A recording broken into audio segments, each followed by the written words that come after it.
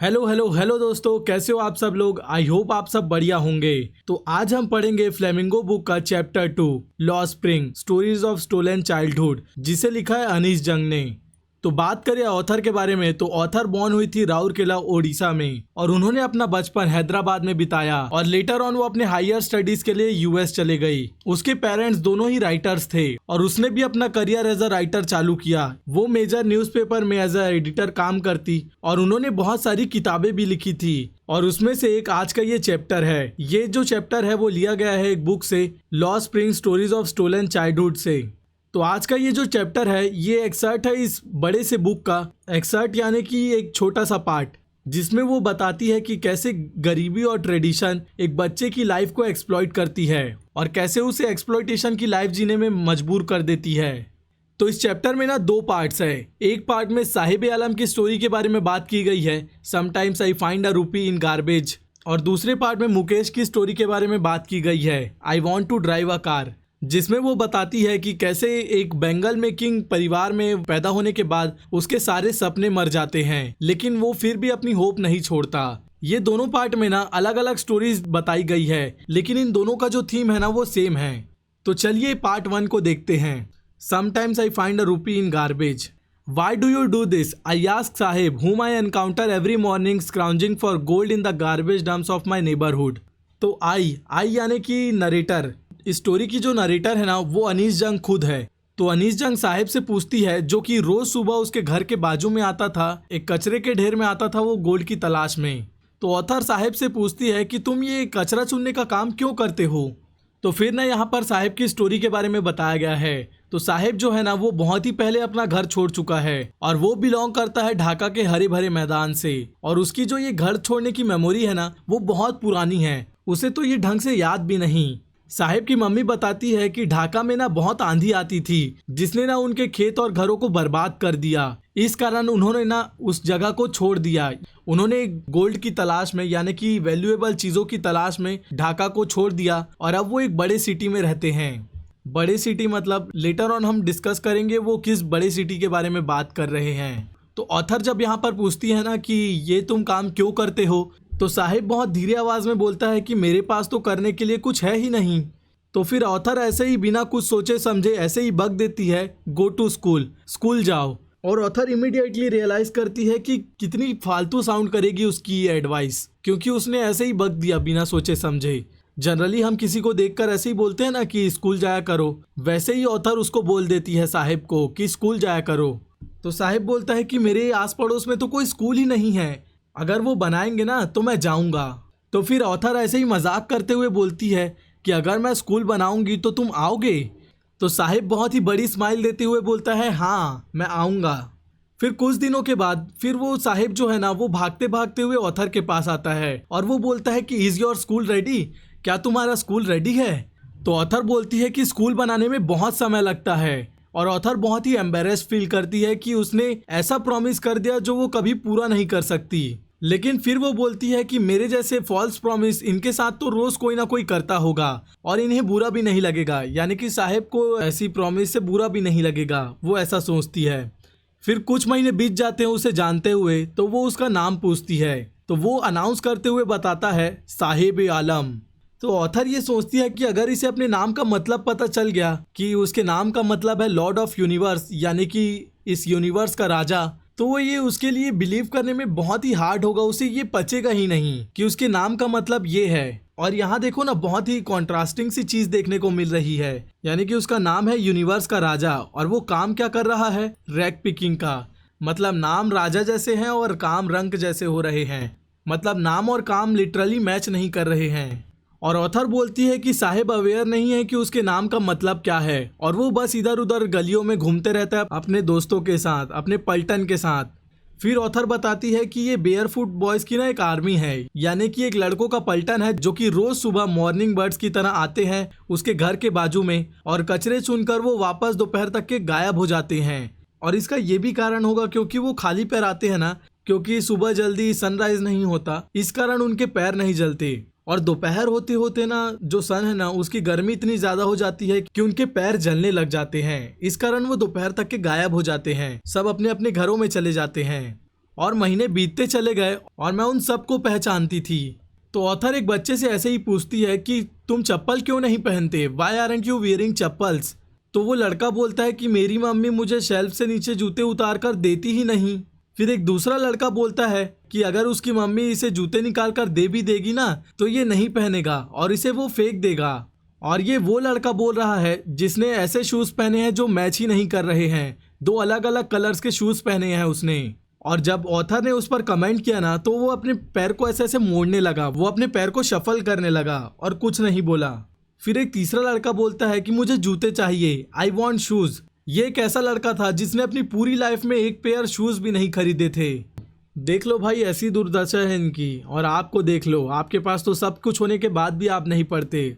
तो फिर ऑथर बताती है कि उसने दुनिया घूमते हुए ना बहुत जगह देखा है जहाँ बच्चे ना बेयरफुट यानी कि खाली पैर चल रहे हैं। उसने गांव के रास्तों पे देखा, सिटीज में देखा कि बच्चे जो है ना वो ऐसे खाली पैर चल रहे हैं। और ऐसा नहीं है कि ये पैसों की कमी के कारण है, बल्कि ये एक ट्रेडिशन है टू स्टे बेयरफुट।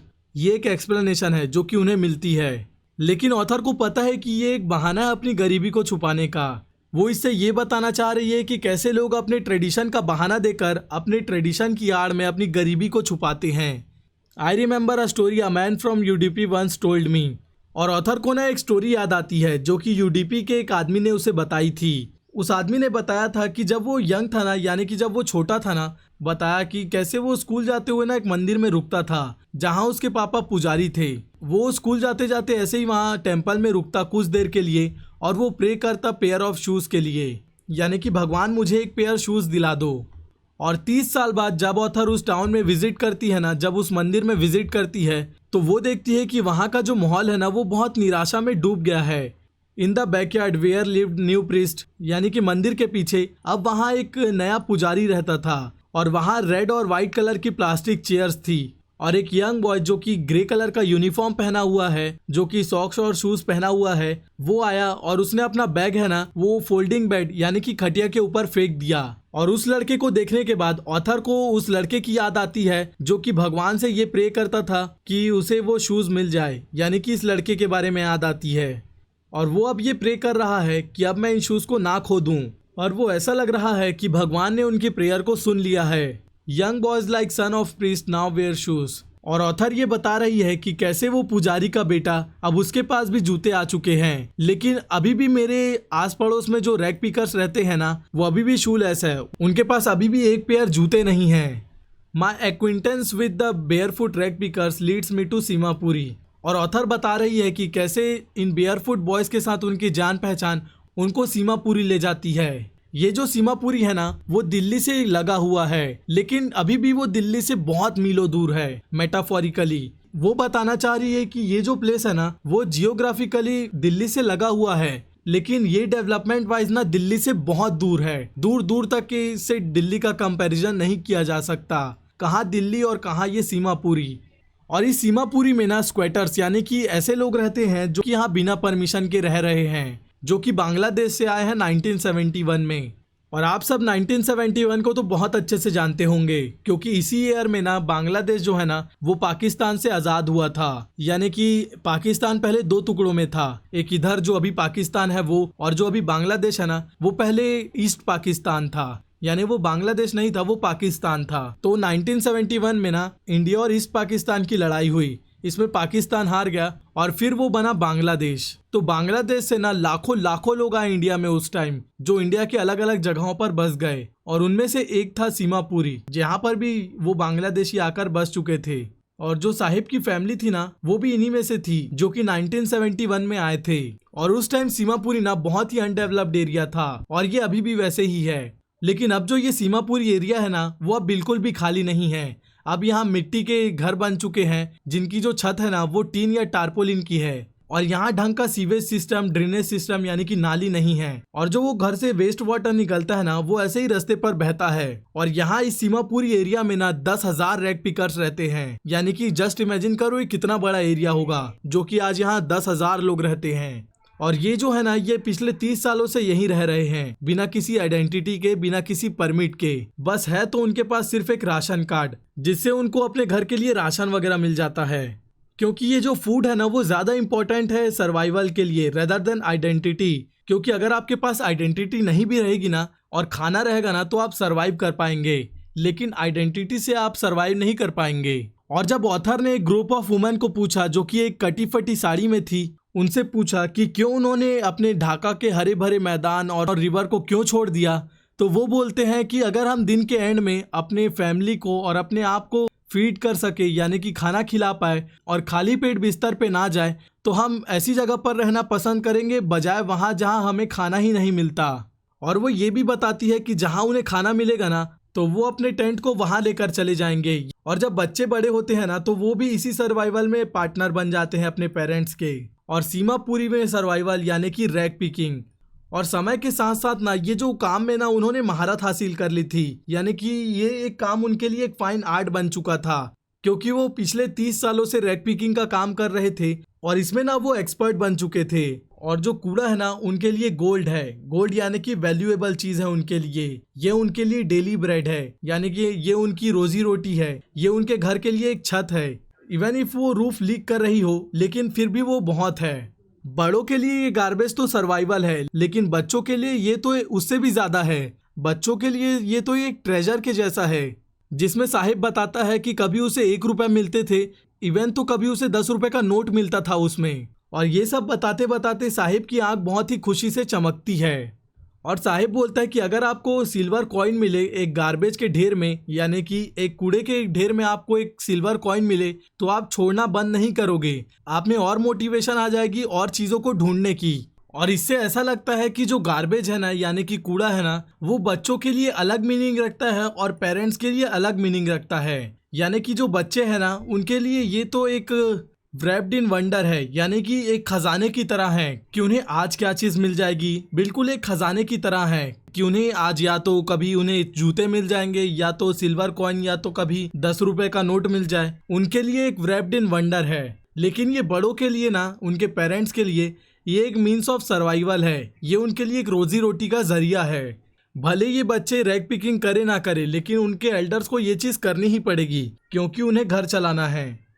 तो एक ठंडी सुबह ना जब ऑथर साहिब को देखती है पड़ोस के टेनिस क्लब के गेट के सामने खड़ा हुआ है और वो 2 यंग मैन को खेलते हुए देख रहा है जो कि वाइट कलर का ड्रेस पहने हुए हैं और वो टेनिस खेल रहे हैं। और जो साहिब है ना वो धीरे से बोलता है कि मुझे ये गेम पसंद है, और वो उन्हें दूर से देख रहा होता है। और साहिब बोलता है कि जब वो अंदर कोई नहीं रहता ना तो वो जो गेट कीपर है ना वो मुझे ना झूले को यूज करने देते हैं, यानी कि झूला झूलने देते हैं। और साहिब भी ना वो टेनिस शूज पहना हुआ था, वो जो देखने में बहुत ही अजीब लग रहा था उसके डिस्कलर्ड शर्ट और शॉर्ट्स में। तो आप यहाँ पर देख सकते हो कि साहिब के डिस्कलर्ड शॉर्ट्स और शर्ट में ना वो शूज है ना वो बहुत ही अजीब लग रहे थे देखने में, क्योंकि उसके कपड़ों का कलर उतर चुका था और उसके जूते अलग से चमक रहे थे। और साहिब बोलता है कि ये जो जूते हैं ना उसे किसी ने दिए हुए हैं। और ऑथर को पता चलता है कि ये डिस्कार्टेड शूज है ऑफ रिच बॉय। ये एक ऐसे रिच बॉय के शूज है जिसने इसे पहनने से भी इनकार कर दिया क्योंकि इसमें एक होल था जूते में। इस कारण उसने साहिब को ये जूते दे दिए। और साहिब जो है ना इस शूज के होल के बारे में सोचता भी नहीं है कि इस जूते में होल है। उसके लिए तो ये जूता एक ड्रीम कम ट्रू है, क्योंकि ऐसे बंदे के लिए जो हमेशा बेयर फुट रहता है उसके लिए शूज मिल जाना ही अपने आप में बहुत बड़ी बात है। और ऑथर ये कह रही है कि ये जो गेम जो ये बहुत ही ध्यान से देख रहा है ना ये तो इसकी पहुंच से बाहर है। फिर कुछ दिन बीतते हैं और एक सुबह ना वो देखती है कि साहिब जो है ना वो मिल्क बूथ की ओर जा रहा है, यानी कि ऐसी दुकान जहाँ मिल्क वगैरह मिलता है ना वहाँ।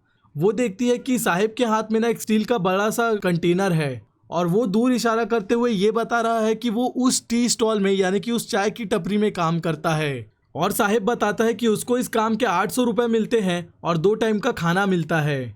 तो ऑथर उनसे पूछती है कि क्या तुम्हें ये काम पसंद है। और फिर ऑथर साहिब के चेहरे को देखती है, उसके चेहरे की वो केयर फ्री लुक खत्म हो चुकी है और जो वो स्टील कैनिस्टर है ना वो ज्यादा हैवियर है उसके प्लास्टिक बैग से, जो कि वो अपने कंधे पर कैरी करता था, क्योंकि वो जो प्लास्टिक बैग था ना वो उसका है। लेकिन अब जो ये कैनिस्टर है ना, ये स्टील का कंटेनर है ना, वो बिलोंग करता है उस आदमी को जो कि वो टी शॉप का ओनर है।